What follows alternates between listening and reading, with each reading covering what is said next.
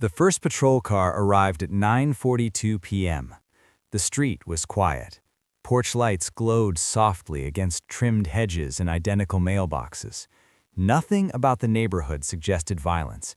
Nothing suggested that inside one of those tidy homes, two people were already dead. The front door was unlocked. Inside, the air was heavy. A lamp had been knocked sideways. A glass lay shattered across the hardwood floor. There were no signs of forced entry, no broken windows, no splintered frame. Whoever walked into that house had either been invited in or had a key. In the living room, investigators found the first body, an adult male, late 70s, well-dressed, a man who looked like he belonged to retirement dinners and golf mornings. He had lived in that house for decades. He had built a reputation in the community as dependable, calm, respectable. A few feet away, a second body, a woman in her 40s, not his wife. The stillness in the room was unsettling. There were signs of a struggle, overturned furniture, drag marks, the faint scent of gunpowder lingering in the air. But there was no chaos beyond that single room, no ransacking, no theft, no random violence. This was personal. Outside on the curb sat a 76-year-old woman wrapped in a blanket handed to her by paramedics. Her gray hair was slightly disheveled. Her face was pale but dry. No tears, just shock, just something hollow behind her eyes. She had called 911. Her voice, according to dispatch records, had been steady. "There's been an incident," she said. An incident. If you want to uncover more chilling true crime stories and see justice exposed, subscribe to Crime Vaults as we bring light to the darkest true crime cases and never miss the secrets hidden in plain sight. She did not say murder. She did not scream. She did not cry for help. She gave her address clearly, repeated it twice, then she waited. When officers asked who the deceased were, she answered with precision. "My husband," she said, then, after a pause, "and his daughter." That was the first time anyone on that quiet California street heard the word daughter, because as far as neighbors knew, the couple had no children. They had been married 36 years, church on Sundays, neighborhood barbecues, shared holiday cards, a life that appeared steady and uneventful. But inside that house lay proof that nothing about their marriage had been what it seemed. Detectives separated her from the scene. She did not resist. She did not ask about her husband's condition. She did not ask about the other woman. Instead, she asked one question. Did she suffer? Investigators would later note the phrasing. Not did he suffer, she. The older woman's hands showed faint residue. Her clothing carried microscopic evidence that would later be tested. But in that moment, sitting under flashing red and blue lights, she looked less like a killer and more like someone whose entire reality had collapsed in a single evening. Neighbors watched from behind curtains. Whispers began almost immediately. Double homicide, no forced entry, wife on scene, unknown female victim. But the most shocking detail had not yet reached the public. When detectives ran the second victim's identification, a family tree began to unfold, not on paper, but in secrets. The woman in her 40s was not a stranger. She was one of two adult children belonging to the same man who lay dead beside her. Children no one in his primary household had ever met. Children who had existed in another city, in another life, for more than 3 decades. By midnight, investigators understood something chilling. This was not a random confrontation. This was the collision of two families who were never supposed to meet.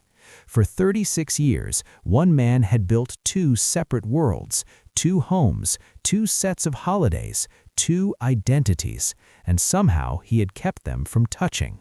Until that night, until something or someone forced the truth into the open. The 76-year-old woman had shared a bed with him for over half her life. She had signed tax returns beside him, celebrated anniversaries, planned retirement, all while another woman in another home raised his children. The evidence inside that living room told a story of confrontation, not robbery, not intrusion. Words had been exchanged, voices had been raised, and then, in a matter of minutes, decades of deception ended in irreversible violence. 2 people were dead. One secret had surfaced, and a marriage that appeared unbreakable had been built on a lie stretching back 36 years. What no one yet understood was how the truth had finally been discovered and why it erupted with such finality that night. For 36 years, she believed she understood the man she married. She believed she knew his routines, his habits, his temper, his silences. What she did not know was that for those same 36 years, he had been dividing his life with surgical precision. The discovery did not begin with a dramatic confession. It began quietly, with paperwork. 3 weeks before the murders, a letter arrived in the mail addressed to her husband. It wasn't unusual. He handled most of the financial correspondence: retirement investments, property tax notices, insurance renewals. But this envelope was marked urgent, estate review required. She almost set it aside. Almost. Instead, she opened it. Inside was a reference to a trust account she had never heard of, a trust listing 2 beneficiaries, 2 names that did not belong to anyone in their extended family. She read the names again and again. At first, she assumed it was a clerical error, a misprint, a scam. When her husband returned home that evening, she placed the letter on the kitchen table. "What is this?" she asked. He glanced at it for less than a second. "It's nothing," he said, but his voice shifted, just slightly, a tremor where confidence used to live. That night he barely touched his dinner. The next morning he left early. She had lived with him long enough to recognize avoidance. For decades she had trusted him without question. He traveled often during the early years of their marriage: business trips, conferences, extended client visits in neighboring cities. She never doubted him. He called regularly, sent cards, brought back small gifts.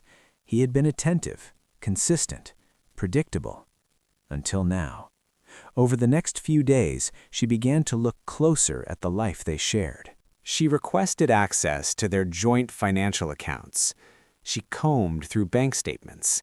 That was when she saw it. Regular transfers. Small at first, then larger as the years passed. Payments tied to an address she did not recognize. An address in another California city nearly 2 hours away. The transfers dated back decades. Not months, not years. Decades. Her hands shook as she printed the records. 36 years of quiet withdrawals. 36 years of hidden obligations. When she confronted him again, the denial came faster this time. "It's an old investment," he said, "a business arrangement." But she had already called the bank. There was no business. There was a mortgage. A second property purchased 34 years earlier, paid off in full 5 years ago, under his name. Only his name. She drove to the address 2 days later. She did not tell him where she was going. The house was modest but well kept. A garden in bloom, wind chimes near the porch. It looked lived in, loved. She sat in her car across the street, staring at it. At 3:17 p.m., the front door opened. A woman stepped outside. Mid-70s, gray hair, comfortable clothes. She moved with familiarity in that space, not like a guest, like someone who belonged. Minutes later, a younger woman emerged behind her. 40s, dark hair, car keys in hand. They spoke casually before the younger woman left in a separate vehicle. The older woman remained on the porch, watering plants. The 76-year-old wife watched from across the street, her chest tightening with every passing second. She knew. Before anyone said the words, she knew. When she returned home, she waited. He came in at 6:40 p.m., just as he always did. She did not greet him. She did not ask about his day. She asked a single question. "How long?" He froze.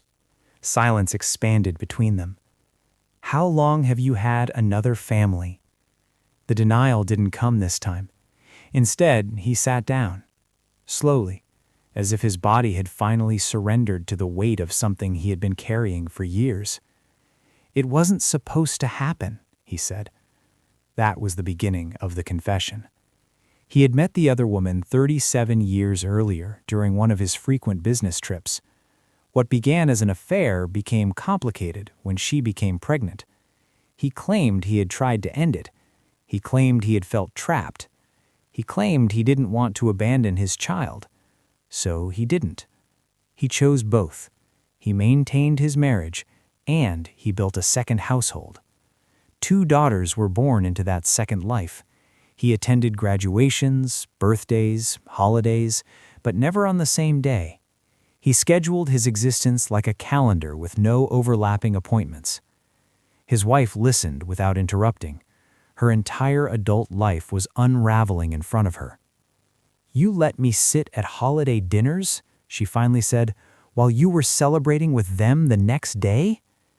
He didn't answer, because the answer was yes. She asked if the other family knew about her. They knew, he admitted. They always knew. The humiliation cut deeper than the betrayal. She had been the only one in the dark for 36 years. She asked about the trust. About the estate, he admitted he had recently updated his will. The second family was included, equally. Her retirement savings, their shared assets, divided. The confrontation did not end that night. Over the next week, tension in the house thickened. He began receiving more phone calls, stepping outside to answer them, lowering his voice.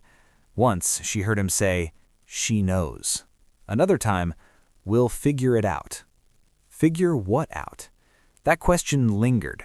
3 days before the murders, the younger woman, the daughter, called the house directly. She introduced herself, calmly. She said they needed to talk. All of us, she added.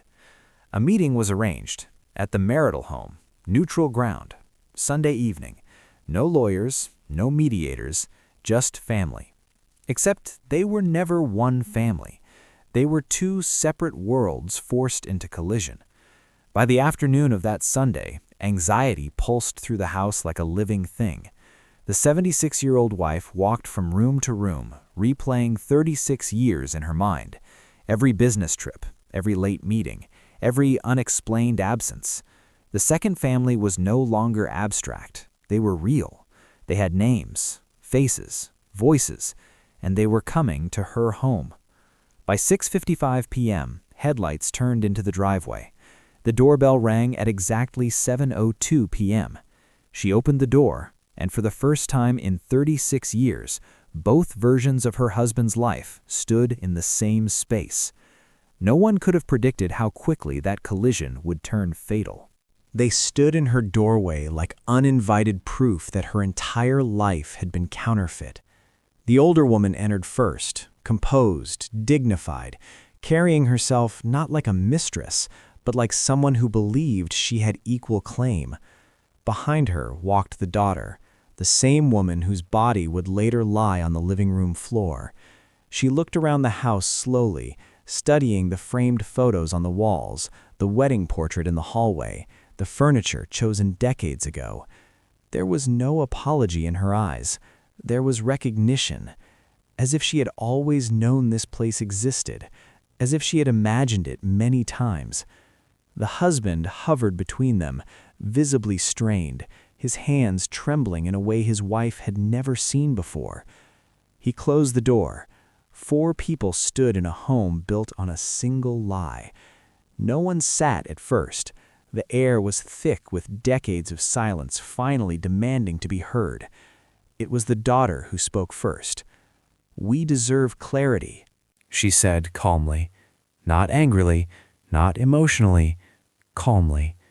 That calmness unsettled the 76-year-old wife more than shouting would have. Clarity, as if this were a business negotiation, as if this were paperwork. The older second partner added, "We have been patient for years." Patient. The word echoed in the wife's mind. Patient while she celebrated anniversaries. Patient while she hosted dinner parties. patient while she believed she was building a future with a faithful man. Her husband attempted to mediate. He suggested sitting down. He suggested discussing finances rationally. Rationally. The wife laughed once, sharp, disbelieving. "You built a second life," she said, her voice steady but rising underneath. "You built children, you built memories, and you want rational?"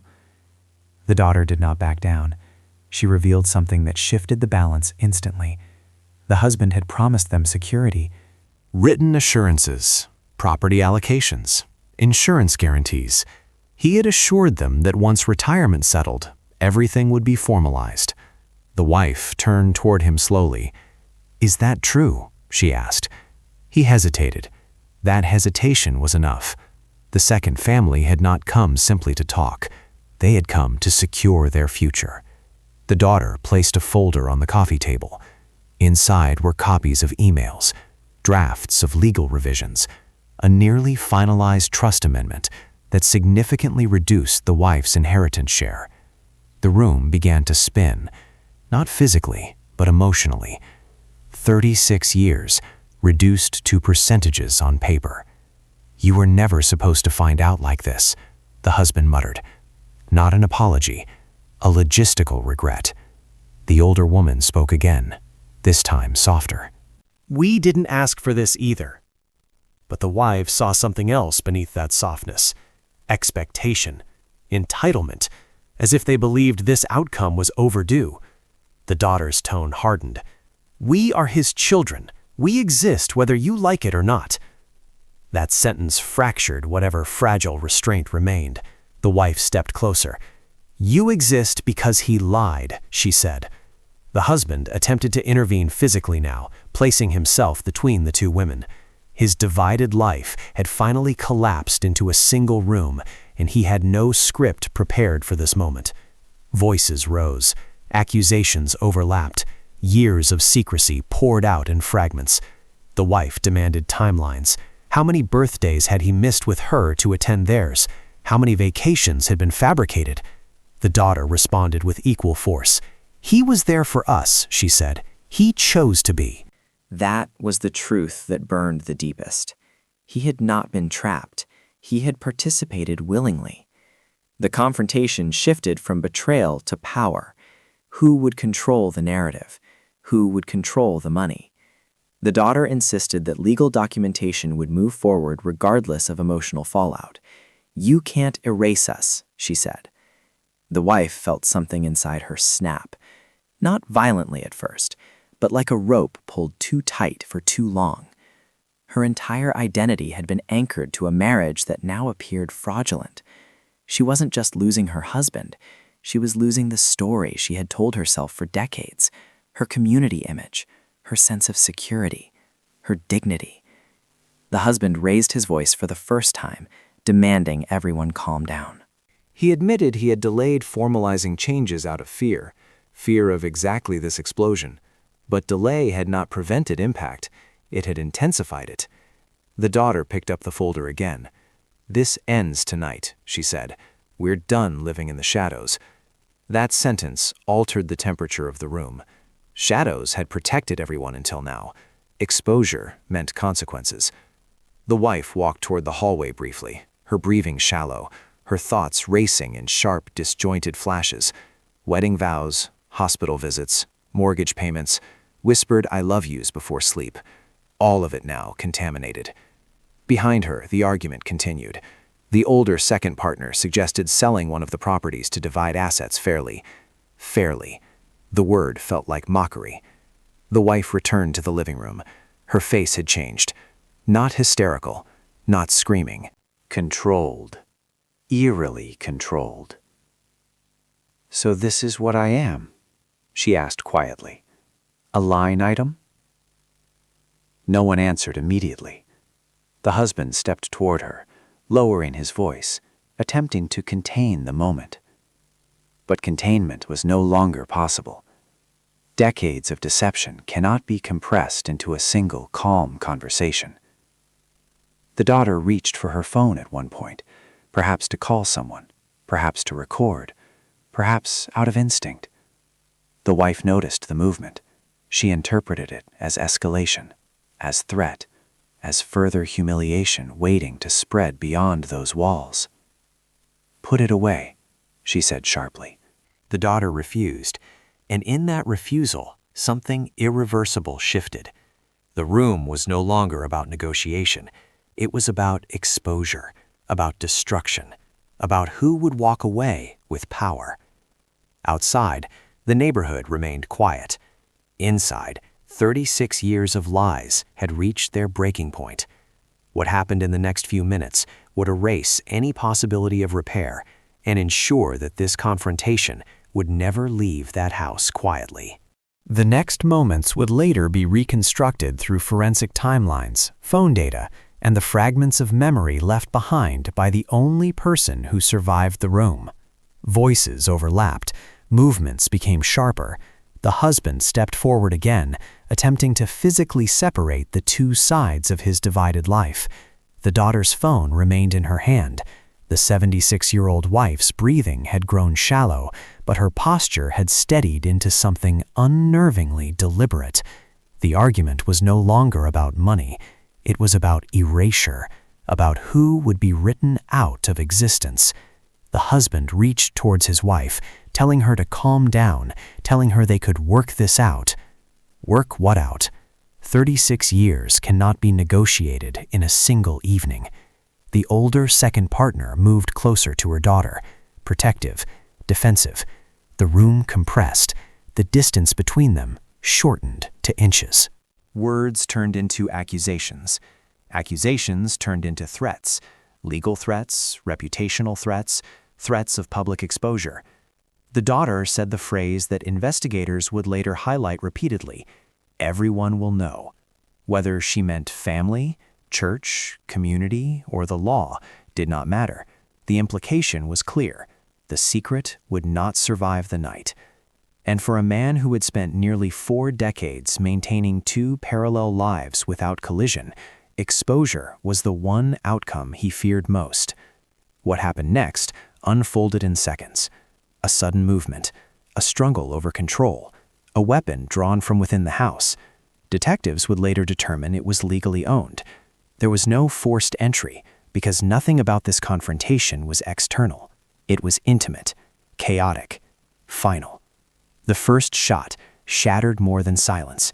It shattered the illusion that this was still a conversation. The husband fell first. Shock overtook his expression before comprehension did. The daughter moved.